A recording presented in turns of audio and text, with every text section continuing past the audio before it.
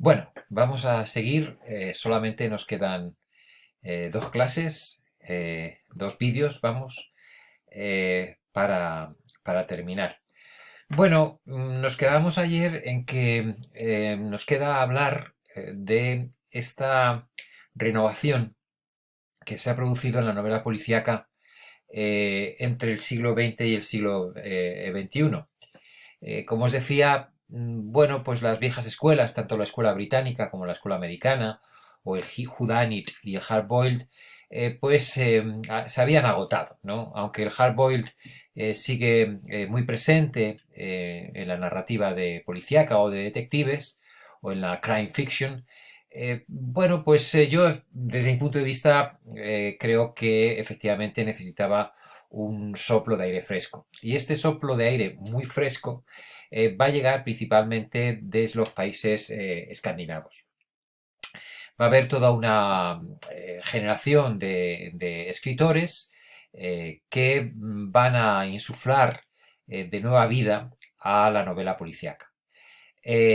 Aquí tenéis algunos de los nombres que hoy en día están más en boga, más en boga, y todos vienen precisamente de esos países nórdicos.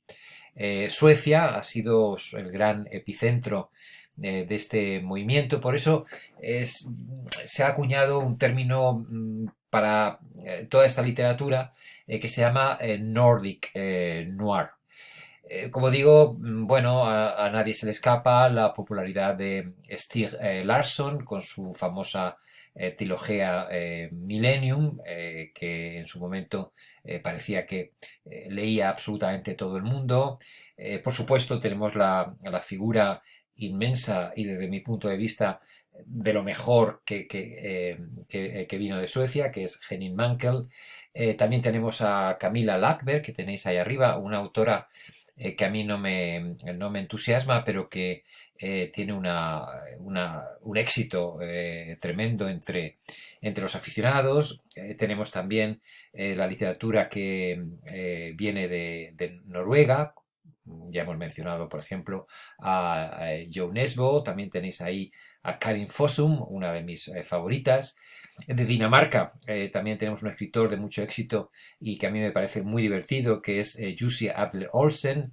Y de Islandia tenemos también a un magnífico escritor, Arnaldur Indridason. De Finlandia incluso tuvimos a James Thompson, que era un escritor de origen norteamericano, que escribía preferentemente en inglés, pero que situaba las aventuras de su detective, de su inspector de policía en Finlandia. Bueno, pues entonces lo que voy a tratar es de explicar un poco en qué sentido o cómo se produce esta renovación a través, no solo, pero a través principalmente de estos autores nórdicos. Bueno, y volvemos a los viejos esquemas que ya hemos visto anteriormente, de cómo funcionaba la trama del whodunit y del hardboiled crime. Esto ya lo hemos visto, pero bueno, es un poco para refrescar las ideas. El whodunit, recordad, es una pirámide con el crimen en la cima, es lo más importante, la resolución de ese enigma, mientras que el hardboiled crime es algo mucho más, funciona más como un círculo con el detective en el epicentro y el escenario y el crimen envolviéndolo todo como una especie de densa masa de corrupción. Recordad el famoso invernadero de Big Sleep.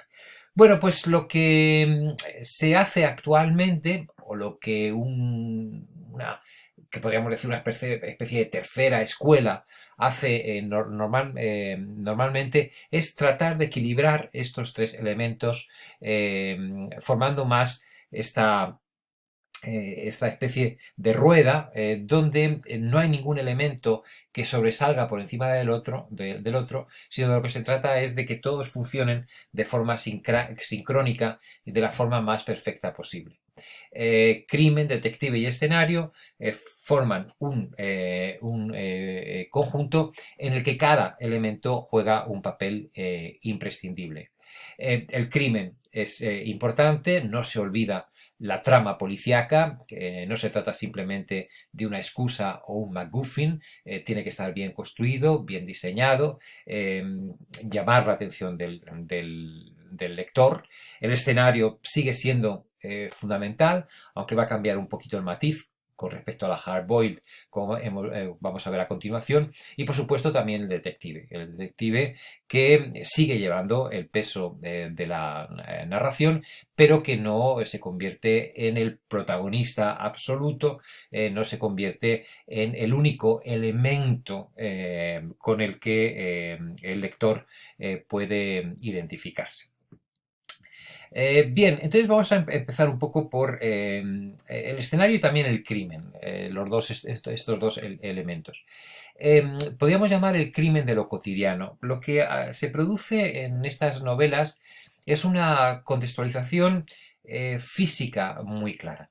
En estas novelas las ciudades, casi siempre las ciudades, o el escenario donde transcurre la acción cobra bastante importancia, pero funcionan sobre todo desde el punto de vista de la verosimilitud. Verosimilitud. Y entonces, en estos escenarios verosímiles, muy identificables, se producen también crímenes que pueden ser muy espectaculares, podemos tener asesinos en serie, etcétera, etcétera, etcétera, pero que también tratan de ser creíbles, tratan de ser verosímiles. No están dotados de esa ultra complejidad, no están diseñados por mentes criminales, por Napoleones del crimen, como decía Sherlock Holmes, de manera precisa, de manera tan inteligente, que son difíciles de creer. Y se basa en una idea que ya hemos comentado también, y es que es la diferencia que existe en estas grandes ciudades, sobre todo europeas, aunque no solamente, en estas ciudades, entre lo que es el estado de bienestar, lo que es esta modernidad en la que nos sentimos tan seguros, o en la que nos sentíamos tan seguros hasta la aparición del coronavirus, pero que de alguna manera es falsa porque es bastante frágil. Ya os he leído, no lo voy a leer otra vez, esta cita de una novela magnífica que se considera en muchos aspectos la gran pionera de esta corriente, que es Rosanna, escrita por dos escritores suecos que son, digamos, los grandes padres de esta literatura, Mag Svel y Per Valle. Perdonadme con la pronunciación. Por cierto, ella ha aparecido hoy la noticia en El País de que ha muerto. Pues ella describe efectivamente esta Suecia contemporánea, tranquila, opulenta, consumista, pero que esconde bajo esa capa una marginalidad, una oscuridad muchas veces no visibles. Esta es una idea que también maneja, recordad, Kenneth Mankell con su Wallander, ¿no? Wallander se preguntó con desconsuelo en qué mundo estaban viviendo. Un mundo donde la gente joven intentaba quitarse la vida de algún modo. Decidió que en ese momento estaban sumergidos en una época que se podría llamar el tiempo de los fracasos. Suecia se derrumbaba alrededor de él. Bien, pues este es el escenario que van a escoger casi todas estas novelas. Lo vemos también, por ejemplo, en las magníficas obras de Ian Rankin, protagonizadas por el detective John Rebus. Aquí, y es lo que os decía antes, aquí el escenario es Edimburgo. Un Edimburgo totalmente identificable.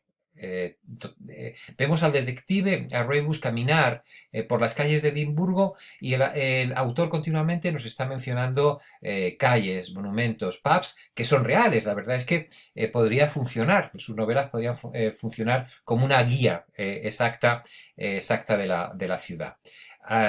La minuciosidad en la descripción de estos escenarios es una característica típica de estas novelas. Y de nuevo vemos cómo se establece un contraste entre esa Edimburgo más visual, esa Edimburgo de tarjeta postal y esa Edimburgo oculta, marginal, en la que también se tiene que mover el detective. Mira esta cita de una de sus novelas, Nudos y Cruces, que yo creo que explica esto perfectamente. Estaban en la versión turística de la capital. A los turistas no les interesaban las barriadas periféricas, nunca se aventurarían por Polton, Newry o Osbank, ni tendrían que entrar en un edificio con meadas a detener a nadie. No les impresionarían los camellos y los yonkis de Leith, la habilidosa corrupción de los prohombres de la ciudad, ni los pequeños hurtos de una sociedad tan abocada al materialismo que robar era la única reacción ante lo que consideraban como necesario. Y casi con toda seguridad no sabían nada, al fin y al cabo no venían a Edimburgo a leer los periódicos y a ver la televisión, de la nueva estrella de los medios de comunicación, el asesino de niñas que la policía no había logrado capturar aún, el asesino que traía de cabeza a las fuerzas de la ley y el orden, carentes de pistas, de indicios, sin ninguna maldita posibilidad de atraparle hasta que cometiera algún error. Sentía lástima por Edimburgo, por sus maleantes y bandidos, sus prostitutas y jugadores, sus eternos perdedores y ganadores. Bueno, ahí tenéis un fotograma de los dos actores que han encarnado para la pequeña pantalla a el detective Ian Rankin. Por una parte tenemos a Ken Stott a la derecha y a John Hannah. Probablemente a John Hannah lo recordaréis porque es el que recita el famoso poema de W. H. Auden en la divertidísima Cuatro bodas y un funeral. Eh, eh, También lo tenemos, por ejemplo, en la literatura italiana, donde el escenario real, donde se transcurre la acción, ya sea Roma o una región perdida en los Alpes, también denotan esa idea. Frente a la tranquilidad, tenemos toda esa corrupción que subyace en los márgenes. Os he puesto sobre todo esta diapositiva porque os recomiendo mucho a este autor, ¿no?, italiano, Antonio Mancini, que ha creado un detective, un inspector, un policía francamente divertido, con el nombre de Rocco Schiavoni. Aquí el humor juega una parte fundamental dentro de estas novelas y la verdad es que resultan muy agradables, muy divertidas. Sevilla, una Sevilla muy identificable con sus monumentos, su Semana Santa, sus corridas de toros, etcétera, etcétera. También puede ser el escenario ideal en la que un inspector, en este caso Javier Falcón, se mueve tratando de desenterrar esa corrupción persistente dentro de la ciudad. Las historias de Javier Falcón están escritas en inglés por Robert Wilson, pero, como digo, convierten a la ciudad española en una de sus grandes protagonistas. También tenemos una serie de televisión llamada Falcón, ahí tenéis abajo un fotograma, y también se ha hecho una versión cinematográfica, una película basada en las novelas llamada La ignorancia de la sangre, que no merece la pena en absoluto, es bastante malilla. Y lo digo muy a mi pesar, porque está protagonizada por Juan Diego Boto, que es uno de mis actores favoritos. Vigo y el entorno rural alrededor de la ciudad gallega de Vigo también puede ser ese escenario donde transcurre la acción de estas novelas. Y de nuevo, Vigo aparece como Sevilla o como Edimburgo, aparecen como ciudades, como sitios muy vivos, ¿no? Descritos con mucha minuciosidad, donde sus calles, sus plazas, sus bares, etcétera, son prácticamente fotografiados para el autor, de tal manera que entendamos nos dé esa sensación de verosimilitud, de realismo que hemos comentado antes. Las historias de Domingo Villar, que es un escritor que escribe en gallego, pero que también publica en español, son absolutamente magníficas. Ahora seguimos con ella y os cuento un poquito más de él.